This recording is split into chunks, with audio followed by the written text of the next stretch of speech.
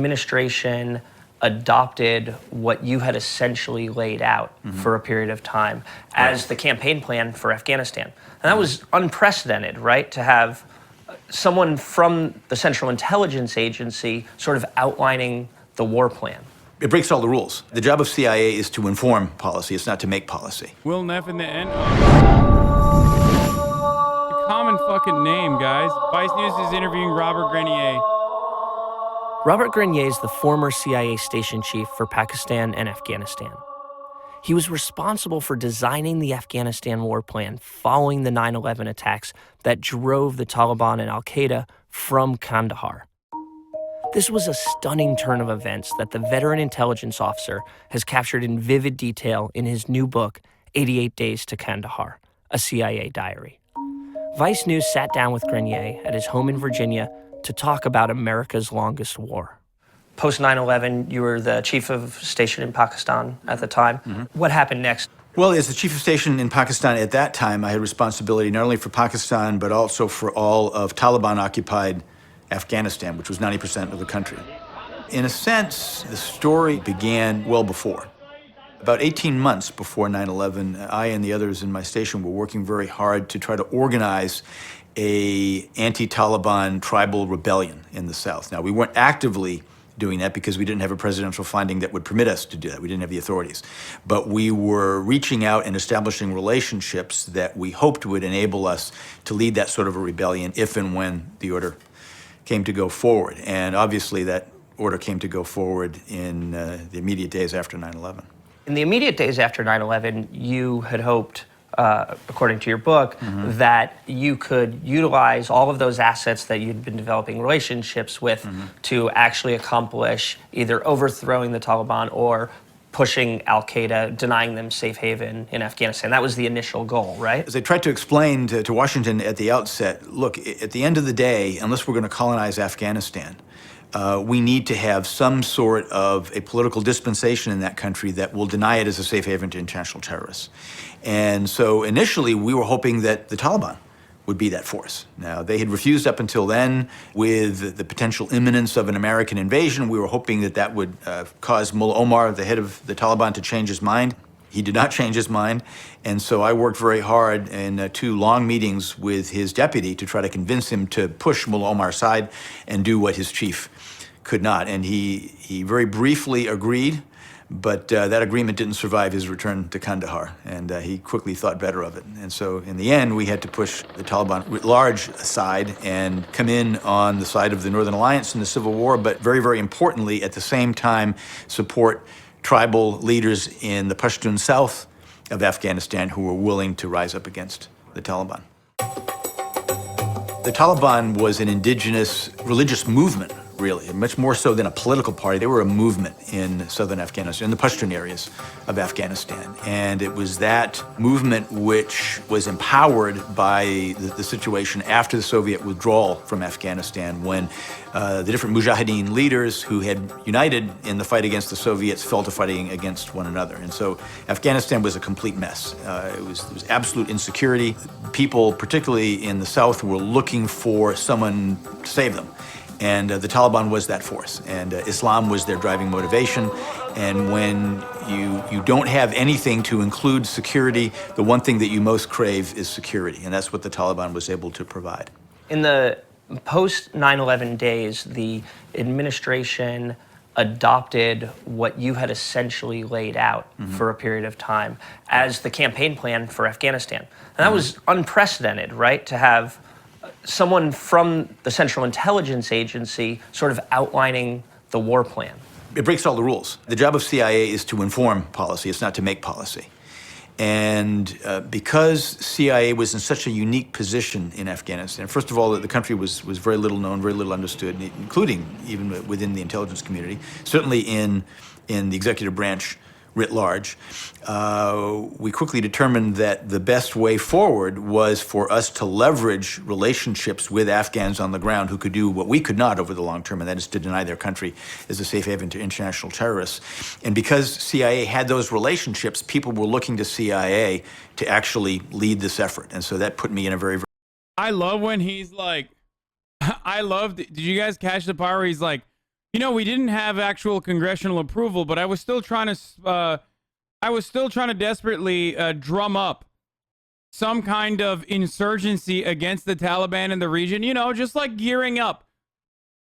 Interesting stuff from the CIA, man.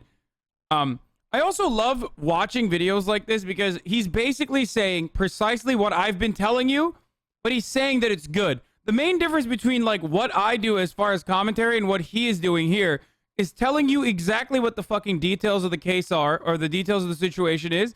But I think that's bad, and I tell you why I think that's bad.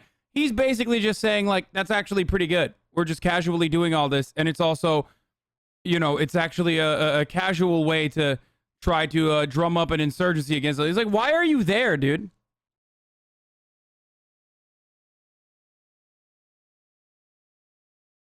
Oh, sorry. To advance America's interests, of course. Trick question. So where are all the fucking annoying neoliberals now, chat? Where are all the annoying neoliberal defenders of how I'm a fucking conspiracy theorist or some shit? Maybe they're stuck on the top of the hour ad break that's coming right now because it is fucking 5. You lost 5K viewers? I don't care. What do you mean? Dude, no one is going to sit here for 6 hours and listen to the complicated history of Afghanistan over and over again. Okay? Maybe they are stuck watching this motherfucking ad break, baby. Of course, if you no longer want to be stuck watching the ad break, all you need to do is subscribe. You can do it for $5 or for free with a Twitch Prime if you have one.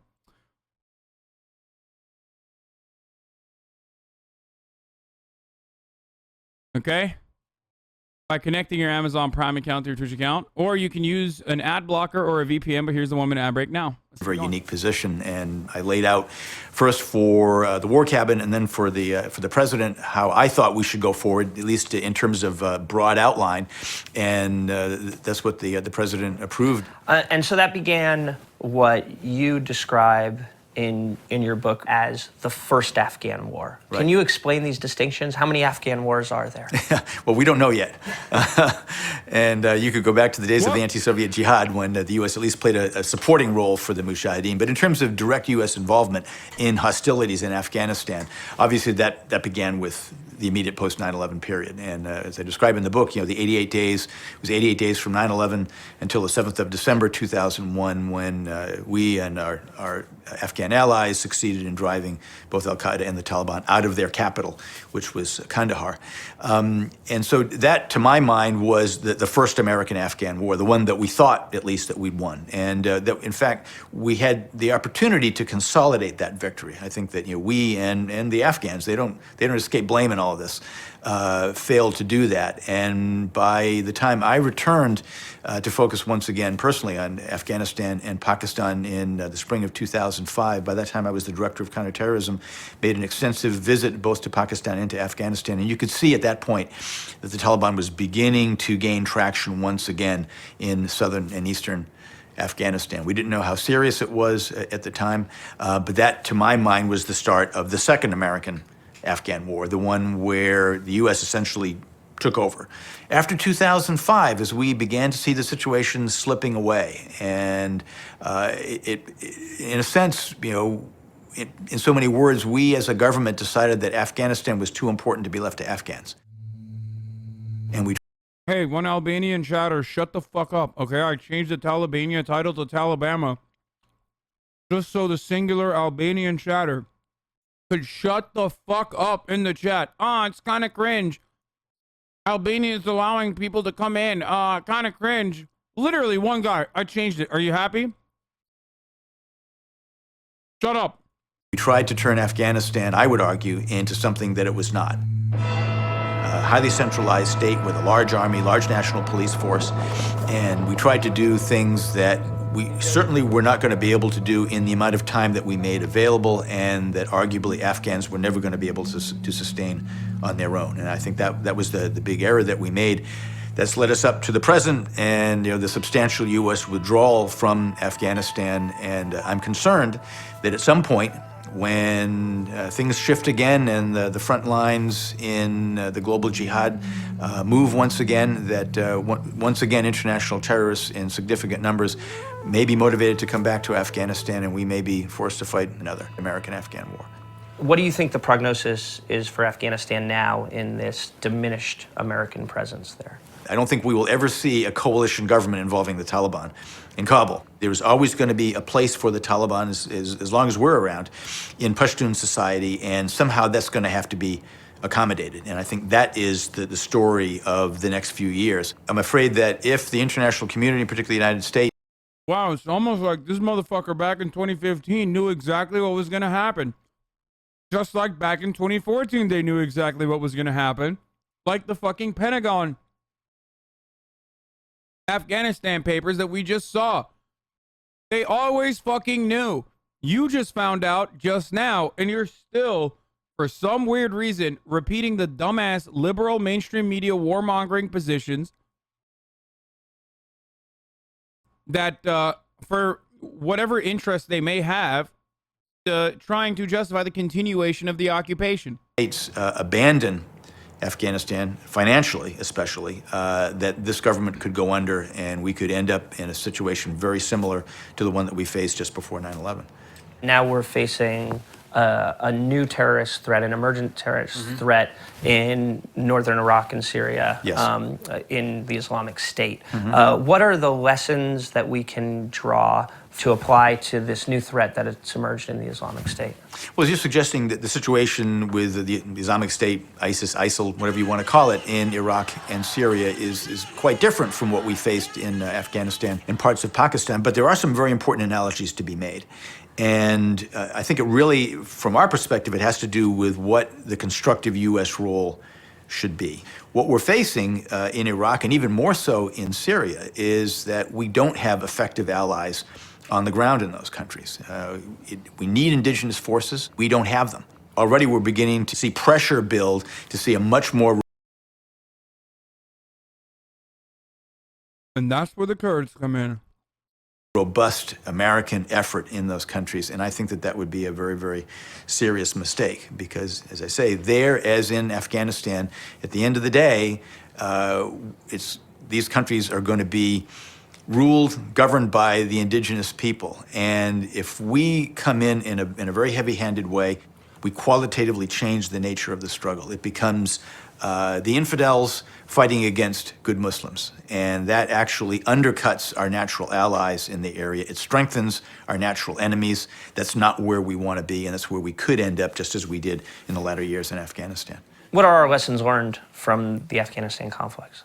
The primary lesson that we need to learn has to do with this large, in fact, global problem that we have of an ungoverned space. Those are the spaces that are used by international terrorists as safe havens.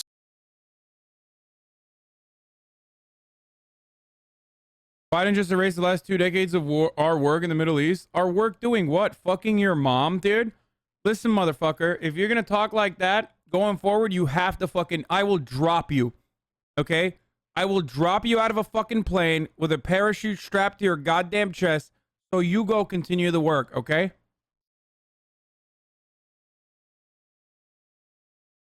That's it. The moment that you ever say some shit like this on the internet, anonymous or not, you get boop, put up in a fucking system where you're forcibly drafted to go do whatever they're talking about, okay?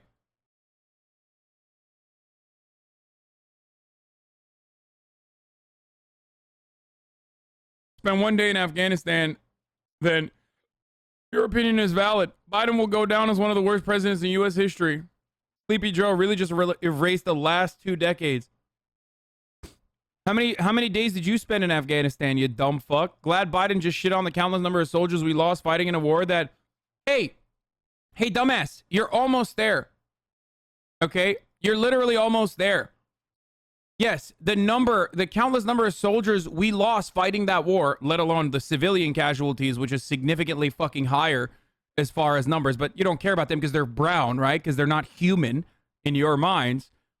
Why do you want to extend that, you dumb fuck?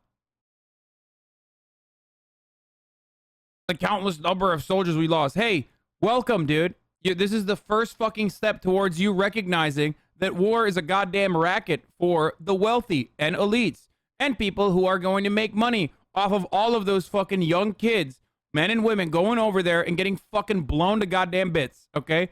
Hello. There you go, dude. Imagine going to the battle with your brothers to lose them fighting the war over your own president. Also, and I've said this before, and I will say it with my entire fucking chest, if you are a veteran and you went down there, you did not recognize the atrocities that you were fucking committing, and then only now are you're like, oh my God, why did I die? Why did my fucking best friend die in vain? Then you're a dumbass, dude. Welcome to the real world, okay? Yes, you were abused. Yes, you were exploited. Welcome to recognition. Welcome to recognizing that abuse. Maybe, perhaps you should work to dismantle that same system instead of fucking being like, all the fucking Afghan civilians I shot in the direction of, what was that for? Nothing? Dumbass. Now, the moment for your redemption is upon us, okay? Shut the fuck up and get the fucking work.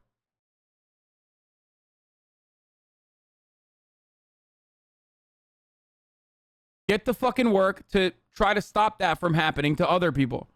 I agree with that. So we just let him win? What do you mean let him win? They won. It's their country. It's literally their country. Okay? We went in there, got our shit pushed in, okay, like a bunch of pathetic little fucking losers by a bunch of goddamn goat herders using weapons from like the last time we armed them, okay? They wore slides, motherfucker. You went down there, wore a goddamn rucksack or whatever kind of fucking 80 pounds of gear in the middle of the desert heat, couldn't get acclimated to the fucking climate. We're having a fucking heat stroke the entire goddamn time. Cost like $200,000 just to carry your dumbass around and all the fucking gear that you had on top all around. And then some motherfucker in slides and an RPG literally owned your shit, okay? Absolutely fucking dumpstered, and owned your goddamn shit. Perhaps it's time to fucking reconsider, okay?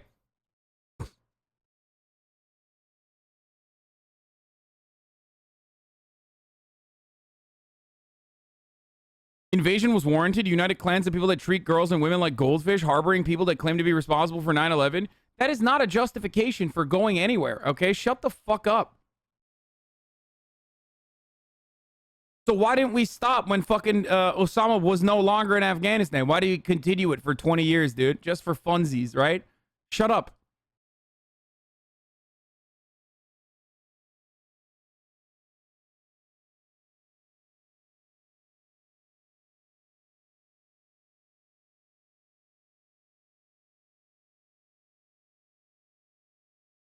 Yeah, they were using fucking recycled batteries to just absolutely destroy like $1 million fucking pieces of equipment. All it was for was so that like 10 fucking companies could make a goddamn killing, okay? By taking your tax dollars and pumping it into research and development, and also using that research and development as a testing ground on the civilians of Afghanistan and Iraq, so that they could then turn around and use it on you, the American citizens, when you come back and your brain is fucking broken from PTSD and you think wearing a mask means it's like devil time and devil worship, so you want to fucking protest against the government. So now they're using the same kind of fucking the long-range acoustic device that they used in Iraq 10 years ago on your bitch ass. Okay? Good luck. Have fun. What a great situation we have created for ourselves.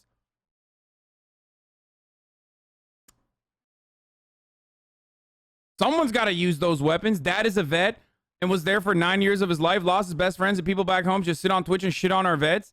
Yeah, you're right. All of our vets are dumbasses. No, my friend. I'm saying specifically your dad, okay? Your dad who's a veteran who was there for 9 years. I love that you are not a veteran, by the way. I guess you missed it when I was talking to a veteran, but whatever. No, I'm saying your dad is a dumbass, okay? You can be a veteran and still be a fucking dumbass.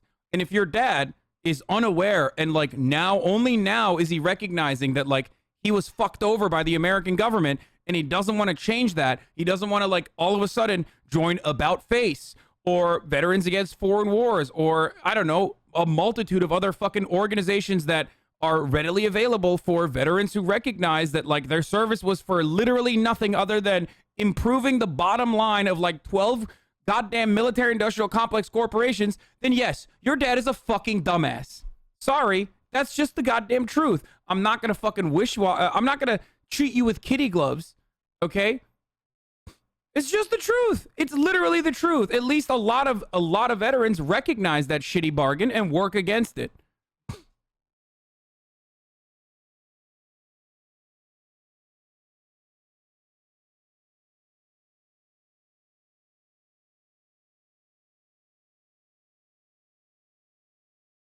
Do you want me to serve it to you with like a little bit of fucking sugar coating? Is that what you want? I'm just gonna be honest with you. I'm not a veteran. Yeah, I'm not saying you are. I'm saying your dad is, if that's his take. How the fuck do you guys seriously back the fucking Taliban? This is what America's really become? None of us are backing the Taliban, you dumb fuck.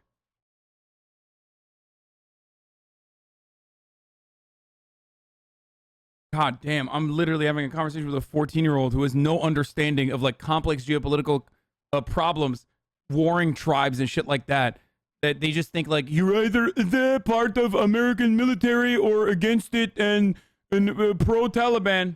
And those are the spaces that need to be filled one way or another. And those are not spaces that can be permanently filled by the United States or the West writ large. That's something that can only be done by Muslims. And so I think if there's a lesson that is reinforced by our experience in Afghanistan, it's that this global struggle is really not between the West and a group of radical Islamists. This is a struggle within the Islamic world for the heart and the soul and the future of the Islamic world. And ultimately, it's Muslims who are going to determine the victor in all this. In 2002, as the U.S. was secretly laying the groundwork for another invasion, this time in Iraq, Grenier returned to Washington and was named Iraq Mission Manager. He was responsible for all of the CIA's intelligence operations and analysis in the country. Were there mistakes made that helped to foster what we... You are so good at sounding confident talking about something you know nothing about. What, that kid's dad is a dumbass because he thinks that, like, you know, we should have been permanently in Afghanistan?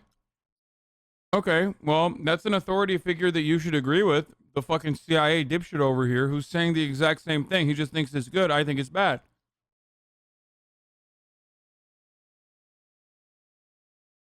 see now as the rise of the Islamic State? The short answer is yes. There were many unintended consequences of decisions that we made in a different context, particularly with regard to Iraq. Given the extent to which I have been very critical of the George W. Bush administration and the way that they conducted that campaign in Iraq. Some people may be surprised to learn that, in fact, I supported the effort at the outset. I supported the idea of invading Iraq in order to topple Saddam Hussein. And we could spend a long time talking about the reasons for that. I've not given up that idea. That said, as soon as we won the military campaign, as we knew we would, and relatively easily, I think we made a series of very bad mistakes.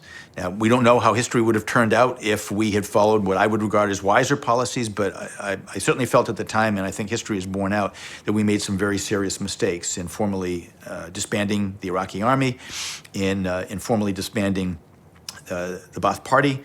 And what we did, just as in Afghanistan, essentially we and our Afghan allies conveyed the idea to the Taliban that there's no place for you in the new Afghanistan, we conveyed the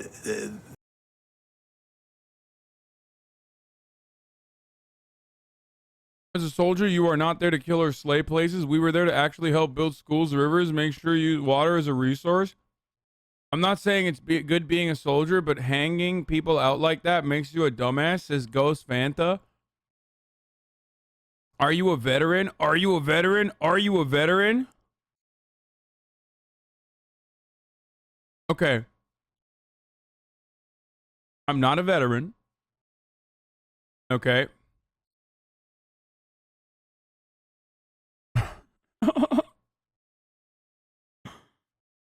I'm a Korean War veteran. Hold on. Hold on.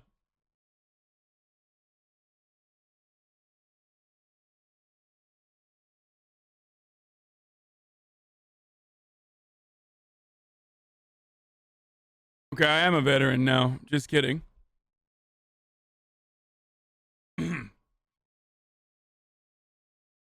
That's one. Two, are you fucking that stupid? As a soldier, you're not there to kill or slay places. We were there to actually help build schools. There is a 0% chance that this dude actually fucking toured. Okay? Like, literally 0% chance that this dude toured. Like, I will put money on it, okay?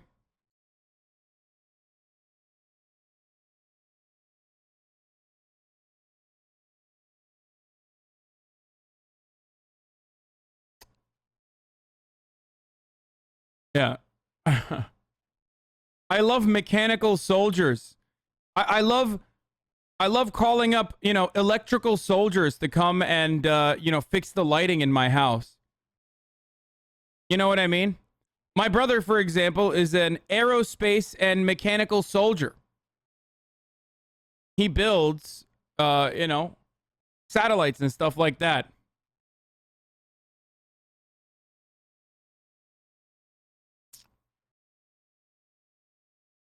Oh, wait, there's a term for that. It's called engineer, dude. Yeah, I love when Obama was building a hospital by blowing it up in Kunduz. None of you fucking nerds will ever understand actually being there to help and not kill dumb fucks. I love the amount of help that the American military gave the people of Afghanistan by, you know, shipping their own pedophile warlords into certain areas. Or at the very least, just like giving them bags of cash. It's pretty funny.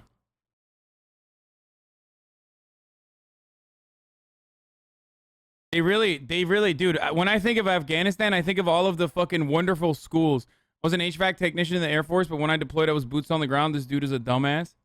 The conception to Sunnis writ large that there really is no place for you in the new Iraq. And I think it was exaggerated by them, but that was the clear idea that they got. That's what drove the insurgency that we fought. And it was that insurgency then that created the space for Islamic extremists to come in and essentially take over the struggle. I spent about 16 years overseas, mostly in Muslim countries, mostly in primitive Muslim countries. And during that time, you managed to pick up a lot of stuff. Old guns in Afghanistan and daggers from the Arabian Peninsula and Pakistan. This is Yemen, right? This Yemen, exactly. And this one is from Morocco. This is a gold inlaid crysknife from Indonesia. This is a particularly interesting one, I think. This is all gold fill, and if you take a look at the blade, it's all it's watered steel. Some real fucking colonization happening right in front of our eyes, dude. I went there, fucked shit up, stole some artifacts, and now I'm back, baby. I got paid handsomely. And this Yoink. is an old manuscript that was given to me as a gift by a very dear friend in North Africa. And of course, it's all handwritten, probably about 150 What's he doing in North Africa, chat? or more years old. Grenier was working at CIA when the agency received approval in 2002 to use so-called enhanced interrogation techniques, or EITs, on suspected high-value terrorists who were detained at secret black site prisons. In his book, Grenier said that by the time he inherited the EIT program a few years later as director of the CIA's Counterterrorism Center, it was efficient and highly disciplined. And with the exception of waterboarding, he supported the continued use.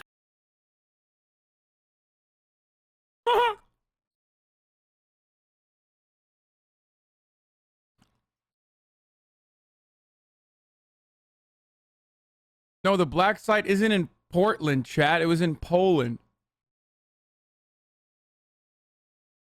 The good friend in North Africa, 1000% is like an Egyptian black site that he's referencing, like a dude that was a torturer there, probably. Of the methods. In the news very prominently lately is a retrospective. Guys, he's woke on fucking torture. You know, we talk about Taliban a lot and we're like, oh my God, they're doing this, they're doing that. And they are fucking horrible, right? But then you turn your head around and you watch like this guy literally justify like torture.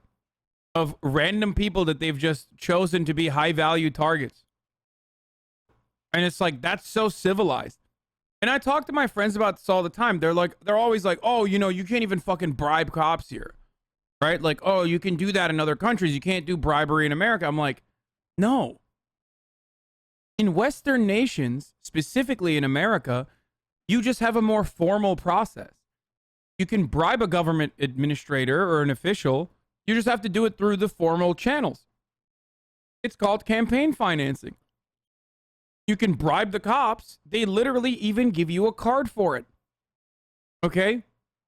If you bribe the police department, they will unironically give you a fucking get out of jail free card.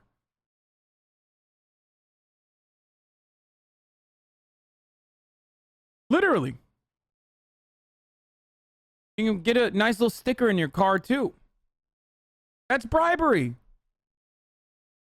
Yeah, you can get a PBA card. It's literally bribery. It's just more formalized. So we often think that like, oh, this kind of stuff never happens, dude. Corruption never happens in America. It's like, no, it does. It's just formalized. There's a formalized process to corruption. Anyway. Look at the CIA's rendition and detention program, and there's a lot of debate about the efficacy of that. Is there the potential for that? This dialogue isn't helpful. Saying vets are dumbasses is only going to push the ardent military supporters further from your base. Say they were manipulated, lied to, but it doesn't really help calling them dumb. I mean, they are, but saying it isn't winning them over. You're talking to a goddamn Korea veteran, son, okay? What's your disorder, Sergeant? What's your malfunction? I'm a goddamn Korea veteran, son. Recognize. Do you not see my hat? Lol, you sit here and blabber about bullshit for a living? Are you mad?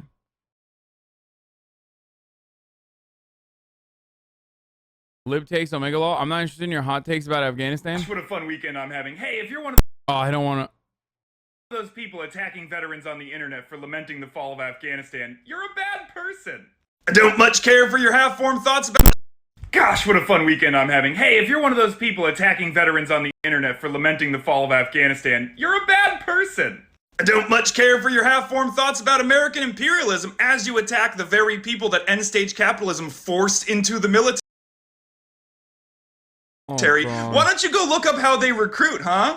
Really don't love how you all keep ignoring all the horrific things the Taliban has done throughout history in your scramble to criticize the US or the 41 other countries that are part of the International Security Assistance Force, which was in Afghanistan. Frankly, I don't think you care at all about the people of Afghanistan. You just want to yell at people on the internet and take a huge problem and make it small so that you can attack me instead of, doing the internal work of realizing that international conflict is messy and complicated and often has good and bad parts. But what would I know? I was only a part of it.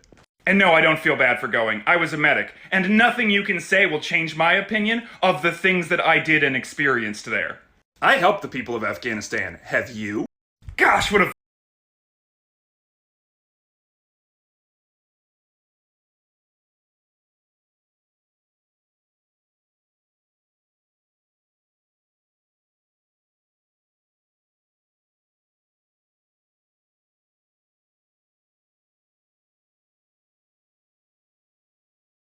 This is not me. No, I know.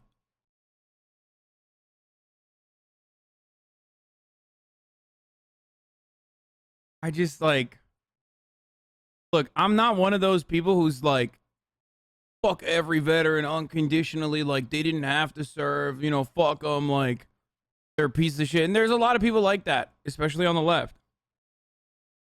Okay. But when I see this sort of stuff, I'm like, dude, stop, dude.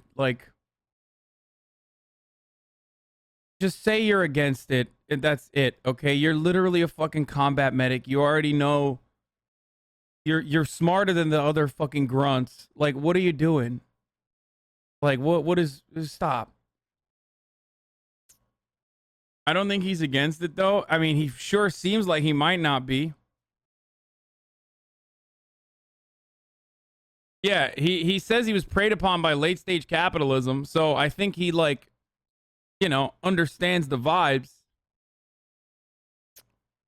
What if you joined before you were pulled? More on lefties? No, that's what I'm saying. Like, it's just still so cringe, though.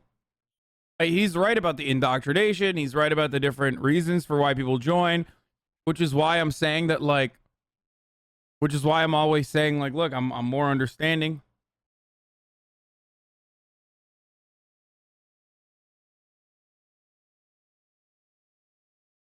He also did say he doesn't regret it. This is why they say joining the military is the male equivalent of dropping out and becoming a stripper. What the fuck do you mean? Strippers are overall. Strippers are overall doing, like, a public service, dude. What the fuck do you mean? If he dropped down, if he dropped into Afghanistan and dropped that bussy, I wouldn't be having this conversation. Okay? Can you imagine, dude? He just went down there and was just, like, fucking throwing that ass back, dude. At the Pashtuns, like, yo, what's up? How do you like me now? Give me some of that fucking guy liner, baby. Let's go. I'm gonna fucking throw it back. I'm gonna drop a metric ton of ass on that fucking Kunduz hospital, bitch. Let's go. That would be good. That would be a good thing.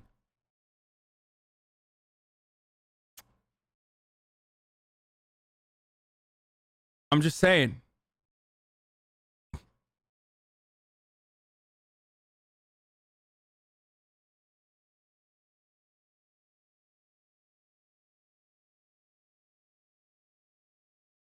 Airdropped bussy first? Yeah.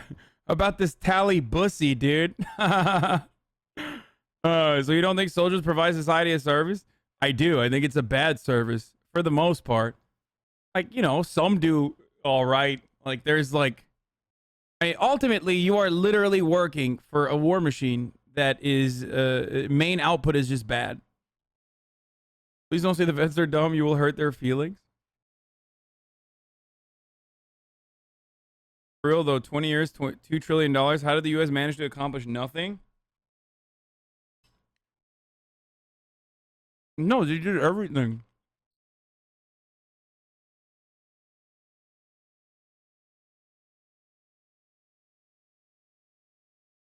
The Afghan war wasn't a failure, dude. It was a fucking massive success. It's just that, like, the main goal wasn't to, like, bring democracy to Afghanistan or overall improve the social welfare or lives of Afghani people. It was just to make money and extract natural resources from Afghanistan. And on that front, like, they made hella money. They're caked up, dude. They did great. Lots of opium production.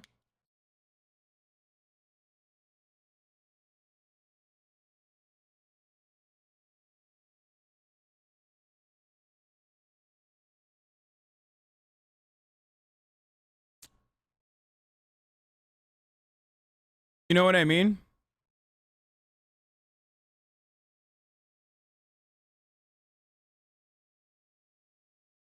Fun fact, guess what comes up on Google first when you search for vets suicide rates? What?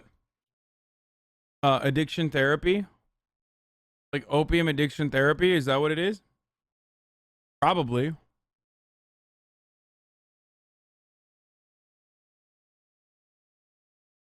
I thought it was 22 a day.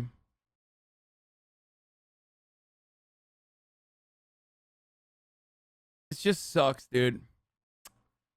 Anyway, let's finish this fucking dumbass CIA guy talking about how he thinks torture is great. That to now come back into play as we're fighting a No, the opium harvested from there doesn't go to the pills we use. The overwhelming majority of opiates, like the legal opiates, pharmaceutical corporations get their opium from Tasmania. But the illegal shit, the street level shit, you get from Afghanistan. new threat in the Islamic State. The harvested and how do poppy. those two work together?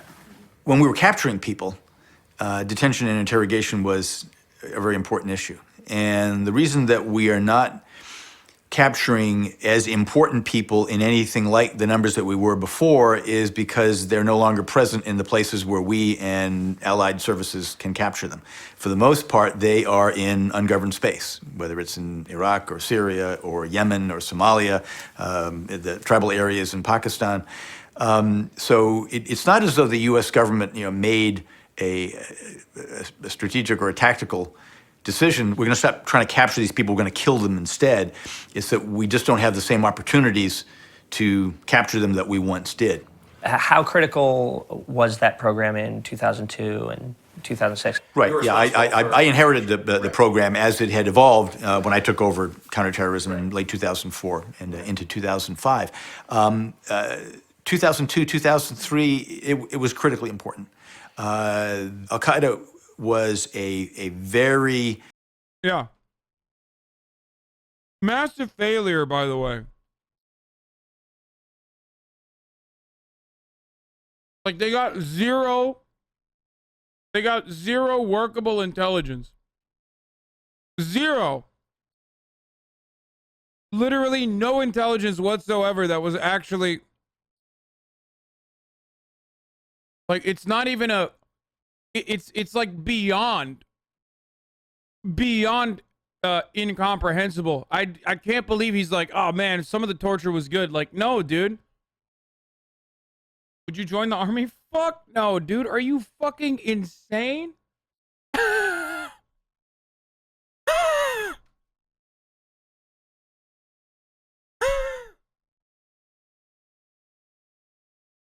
What the fuck would I do that, dude? Why would I do that shit?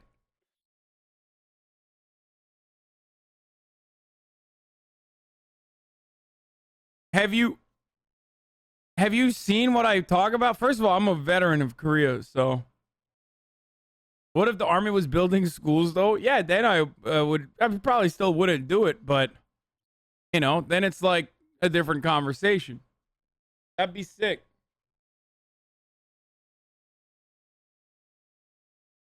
To protect your nation? From what, dude? From fucking what? I can't even join the chair force because my eyesight is fucked.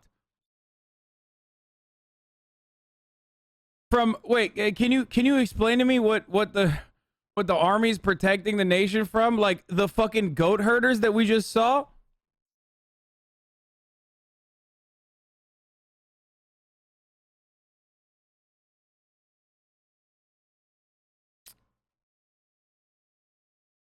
Disciplined, centralized organization. We didn't have good intelligence sources on Al-Qaeda at the time. The only real insight that we got in the early days on Al-Qaeda was through capturing these individuals and interrogating them. Now, a majority, even of the worst, the most valuable, if you will, who came into CIA hands, a majority of those never saw anything more coercive than what you would expect to find in a U.S. police precinct. There was, however, a minority of those with whom we engaged in harsh interrogation. And of course, that has become a very politically sensitive.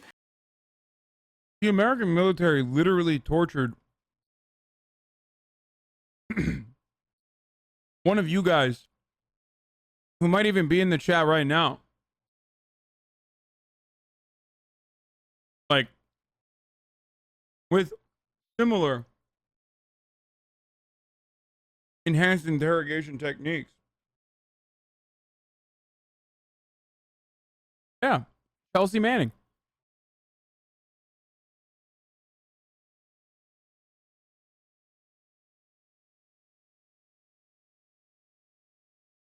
That's a vet I respect.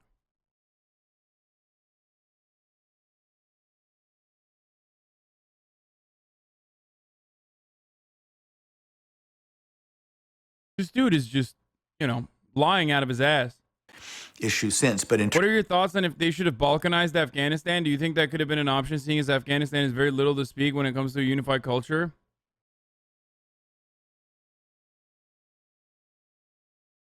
Kind of unlucky that you don't have a full perspective / shrug. Unfortunately, there are a lot of things that policymakers do that I would disagree with, but as a whole, Intel does a good job at what they do. Parakeets, What the fuck are you talking about? The enhanced interrogation like program was entirely fundamentally flawed, a human rights violation through and through, which is precisely why you had to fucking do it in black sites. And lastly, it failed. It was a gigantic failure. I know you watched, like, it literally didn't work. That's the worst part about it. Like, even if you go beyond the fact that you are routinely violating human rights.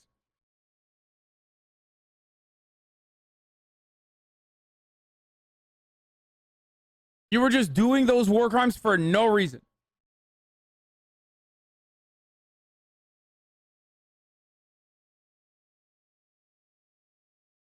I'm a right-wing nationalist, so complete opposite to what I believe I've heard. I believe. Never heard of you, but judging by things, you're pretty far left. My friends and all agree that modern war is bullshit and all just about money and destroying poor countries for their resources. I believe just leave these nations alone and rule how they want to be ruled and let them sort themselves out if they want to change, so we agree on that front anyway. Who the fuck says they're a right-wing nationalist, dude? What the fuck is wrong with you? What a psycho.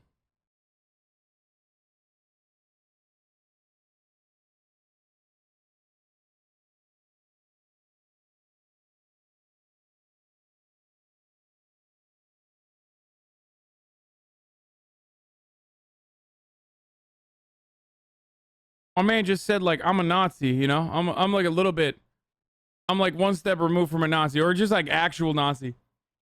Wait, hold on. Someone in the chat just said, right-wing nationalist equals Nazi lol. I forget who it was. I couldn't catch him.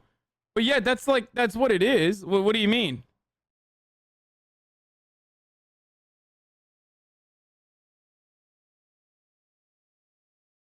What the fuck?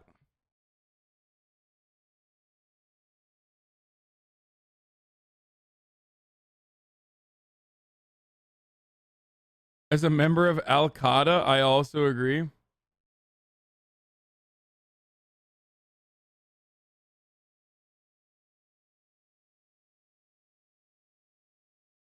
Biden tweet on 6K troops for departure. I've authorized 6,000 troops to deploy to Afghanistan to assist in the departure of U.S. and allied civilian personnel from Afghanistan and to evacuate our Afghan allies and vulnerable Afghans to safety outside the country. Our current military mission will be short in time and focused on its objectives. Get our people and our allies to safety as quickly as possible. And once we have completed this mission, we will conclude our military withdrawal. We will end America's longest war, Jack.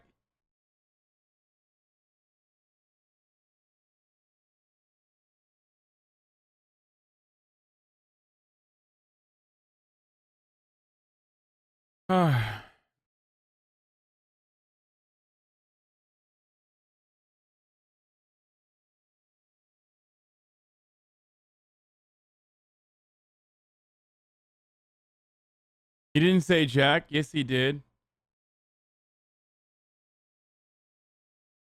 Here's your chance to have access to malarkey by being a reply guy.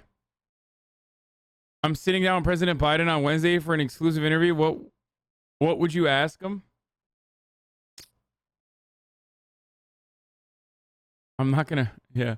L nerd ratio. In terms of what came out. I'm gonna say you fell off. L nerd ratio.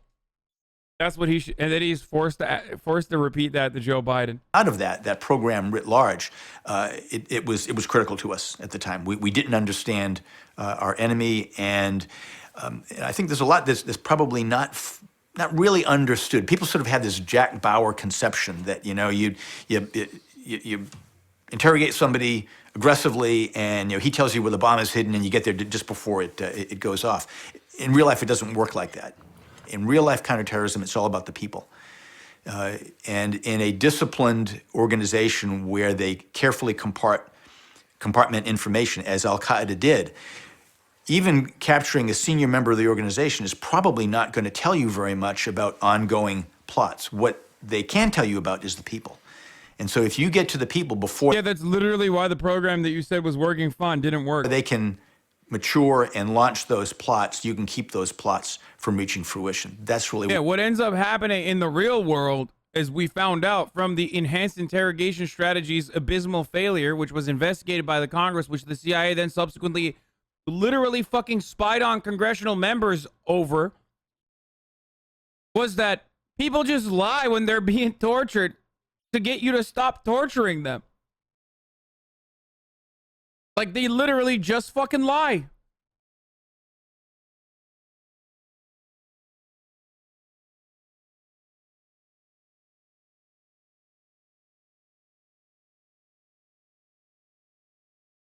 Right wing isn't conservative and nationalist. Just because you are right wing and a nationalist doesn't filthy Nazi. Don't how you lefties arrive at the answer a conservative nationalist is a Nazi. Dude, what the fuck? Like, it wasn't the socialism that people remember the Nazis over. You know that, right? It was the nationalism. Like, you're openly admitting that you're a nationalist here in the United States of America in 2021, the year of our holy Lord. Literally what a fucking Nazi would be like, oh, dude, I'm just a nationalist. I want to hear more from this fucking Nazi, though. What we were about. We were trying to find out about their colleagues. Some of them were willing to give up that information relatively easily. Some of them it was very, very difficult. Do you have a personal opinion about the enhanced interrogation techniques? Nobody in CIA was elected. CIA, just as the military, has to assure itself that the orders that it's given by the president are legal. But once they've assured themselves that it's legal, they have a professional responsibility to follow through. And part of the concern that I have with the political controversy that we're seeing today is that we run a serious risk of creating a generation in CIA which thinks that they should be deciding for themselves and for their own personal and bureaucratic reasons which of their lawful orders they're going to follow. Institutionalized insubordination is not where we want to go. Why did you ultimately leave CIA? Oh, that's a very long and complicated question, and it works on different levels. I'm glad that I left when I did. Not because I didn't like it, loved every minute of it. Within CIA at that time, as in many organizations, at many times, there were a lot of internal controversies. And these guys are literally worse than the fucking, like, the lowest rank and file CIA guy is still like at least 100 times worse than like every fucking dumbass grunt who's from like an upper middle class family but joined the military because his pappy was in the military, okay? And his fucking grandfather was in the military, so he comes from a military family, and he's a fucking dumbass. So he too joined the military because that's what you're supposed to do. And now he's out of the military and still a fucking, now a gigantic dumbass and a conservative. That guy, significantly better as a human than like any liberal CIA agent.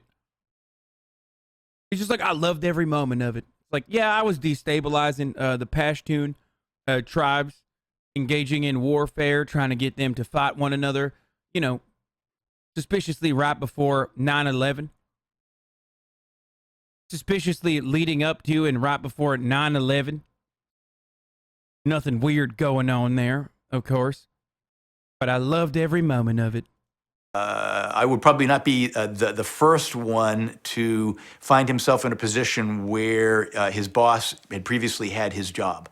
And like, he literally said, we torture some folks, and I loved every moment of it. And when you set out to do the job differently from your predecessor, when your predecessor is now your boss, your days are probably going to be numbered. Why write this book now? If I'd written this book back immediately after I got out of CIA, it would have been a different book. It would have essentially been an adventure story. And I think a fairly compelling adventure story because there were a lot of extraordinary things that happened during those 88 days. But what I didn't know at that time was that we were going to be fighting essentially another war in Afghanistan. I didn't know the rest of the story. I didn't know how this thing was going to turn out, at least in terms of the active U.S. military involvement in Afghanistan. So the core of the story is still the same, but the context in which I present it is really quite different.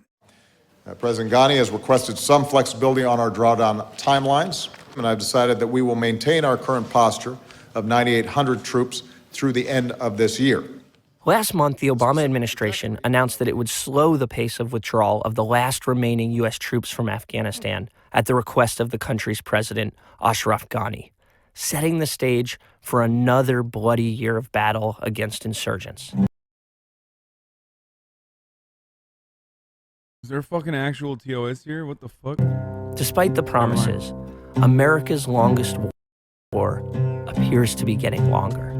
Grenier, who now works for a financial firm focused on the security and intelligence sector, says for all of the billions of dollars spent in Afghanistan and lives lost, there's little to show.